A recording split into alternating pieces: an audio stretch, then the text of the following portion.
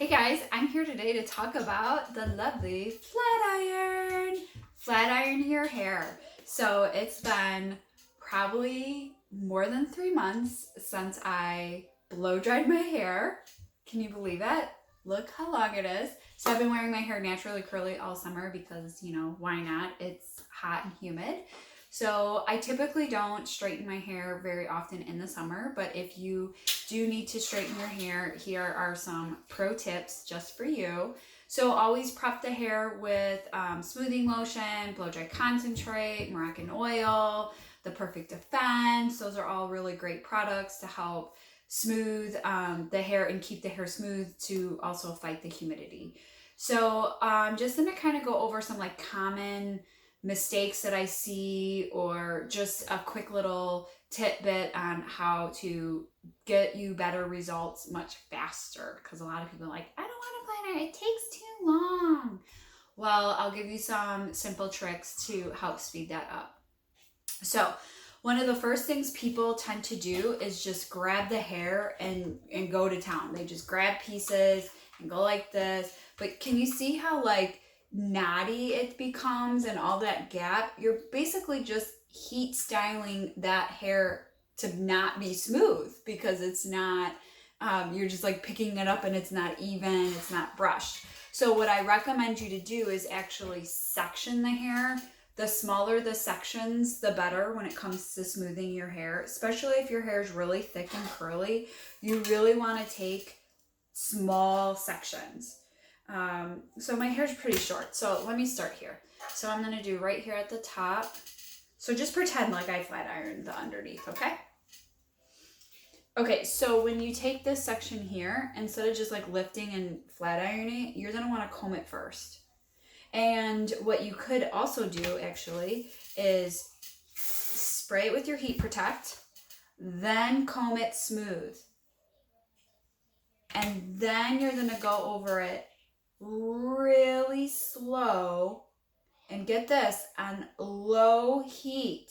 How hot do you cook your pizza in the oven? I'm guessing 450 degrees, 425. That is not how hot your flat iron should go. I mean, that's like burnt to a crisp pizza. That your hair would not do very well. So keep the heat down. 300, maybe 325. If your hair is really thick, curly, and kinky, I would say maybe 350. But be sure you're putting heat protectant on it and you're being extra careful. So we're gonna comb it first. And we're gonna go slow and steady. One other little thing I do is see how I'm kind of tilted in. I'm not going like straight. I have a slight tilt in the iron.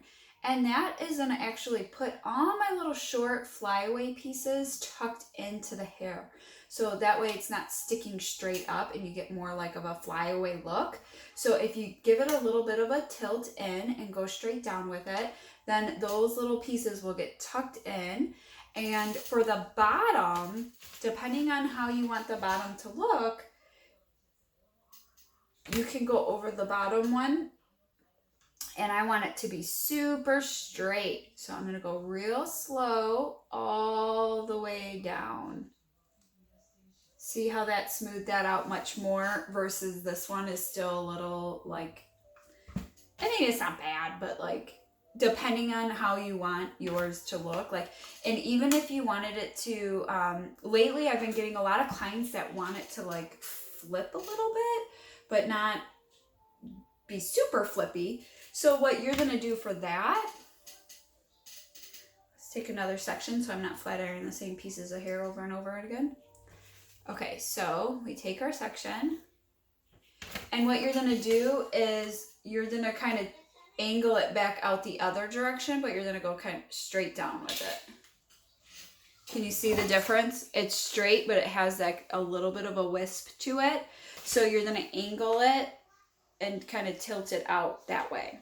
So just a little fun thing. Like a lot of clients can do that. It just, you don't think you could do it with a flat iron. So, and you don't want it to be like super, super curly here. So, all right. So always use Heat Protect. always use a lower temperature, always comb the hair first, and definitely section the hair. Those are my top 4 tips when it comes to that. The other little thing that I'm gonna throw in there is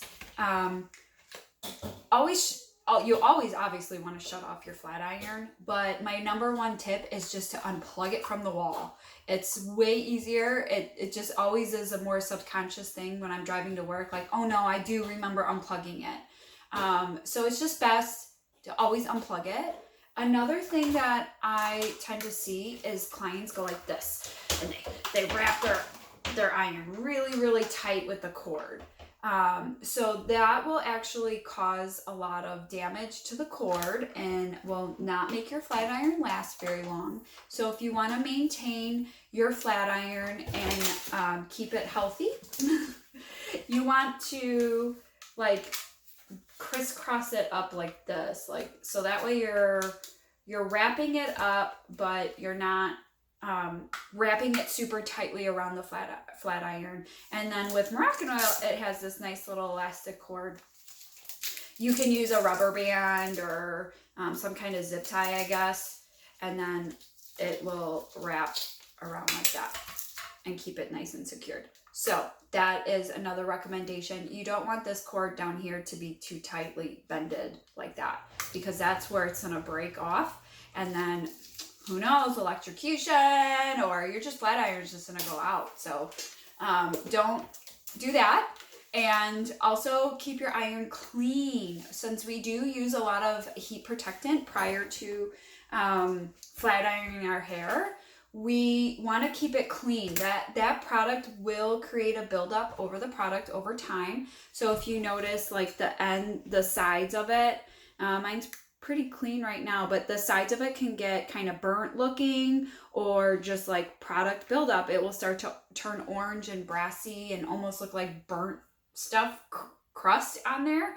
That needs to come off, because if that gets hot and you're putting that on your hair, it's only going to pass that discoloration onto your hair. So if you have blonde hair and you're flat ironing your hair with a dirty flat iron, it's only going to turn yellow and brassy over time and just cause more porosity issues. So definitely make sure that you keep your flat iron clean. I would say maybe like once a month, or after you're done using it, even just while it's hot, take a dry towel and wipe it clean. I mean, that will make a big difference too.